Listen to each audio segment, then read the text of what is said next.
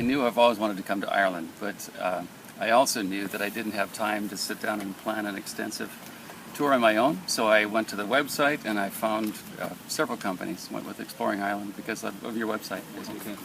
The main reason I really liked your website was that you had an American telephone number that I could use to call and talk to someone.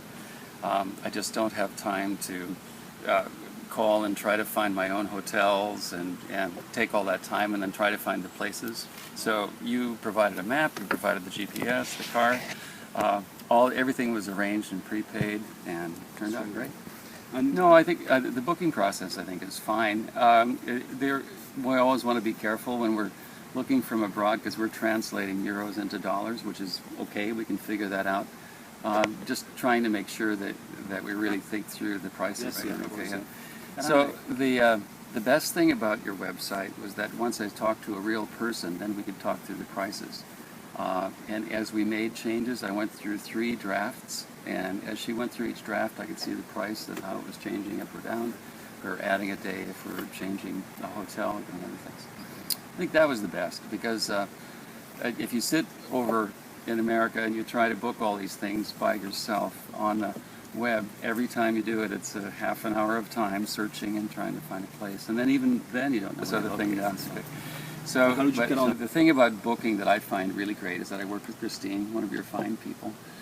She was so easy to work with, but then she also talked me through my interests, because I'm a musician and a choral director, so I wanted to hear the music, and I also love to take pictures and photographs. So I was actually paying for the guidance of finding the right place to go, so that I wasn't wandering around on my own. And that was really helpful. So she booked me in exactly the right places so that I could take advantage of what I wanted to do. A town with traditional music in every pub, a town that was right on the seacoast, 2 towns on the seacoast because I love the ocean. All of these things were what I really appreciated. So I had driven on the left-hand side of the road before, so I wasn't totally new to that. However, it's always a challenge when you come. You have to change, and so there the GPS helps, to make sure you know where you're going. But in the roads, your freeways are fine. It's very easy to drive, and it doesn't take any learning curve at all. The small roads, when you're out on the coastal roads, those you have to be sure that you have good depth perception, because you'll use it as you meet a bus coming at you and have a rock wall on the other side.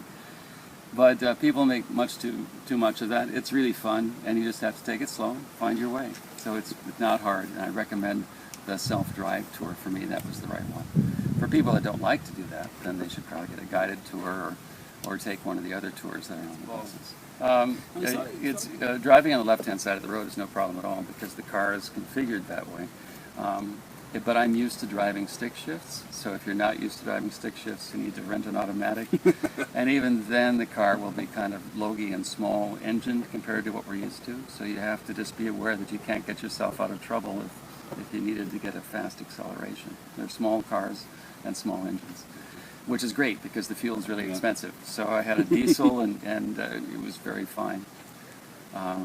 Let's see. As far as car rentals go, I used Hertz when you set us up through Hertz, and they were a dream.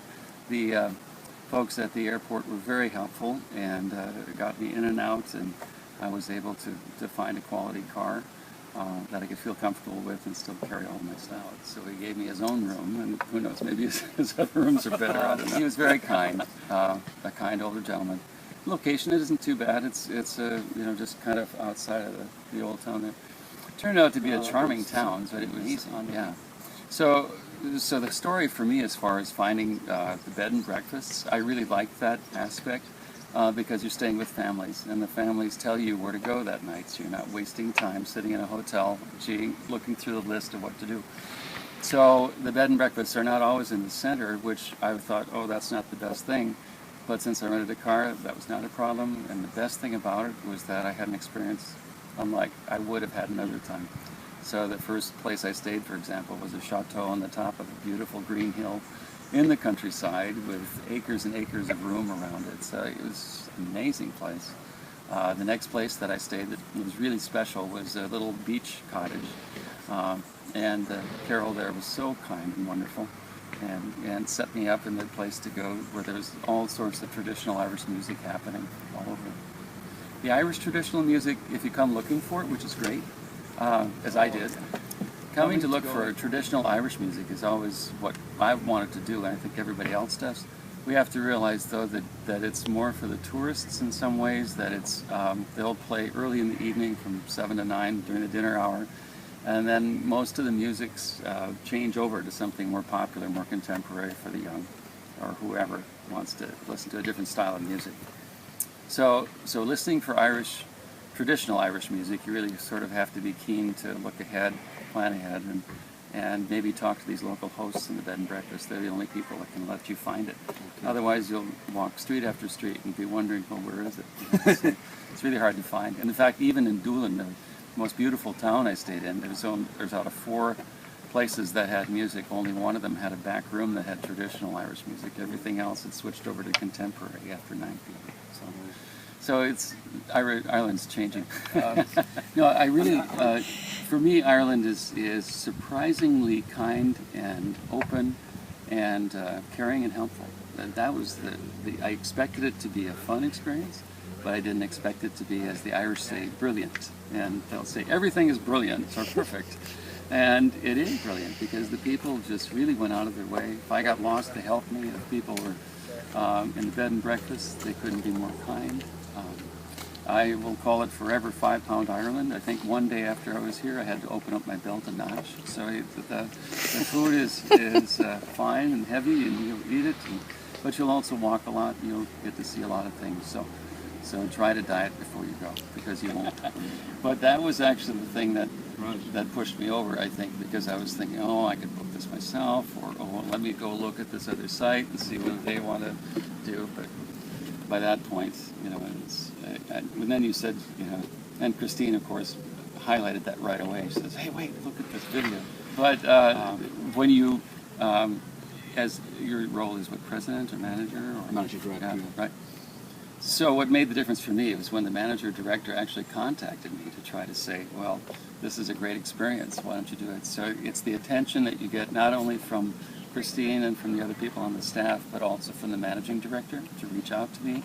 That made the difference for me. That's why I ended up using this service as using another one that I was comparing it to. So I like the personal attention. I know the value of having somebody plan everything for you so that you just walk in and it's all done. And I would say it was a truly brilliant experience to be in Green Ireland. Not to mention the weather is perfect, by the way. It's always sunny here.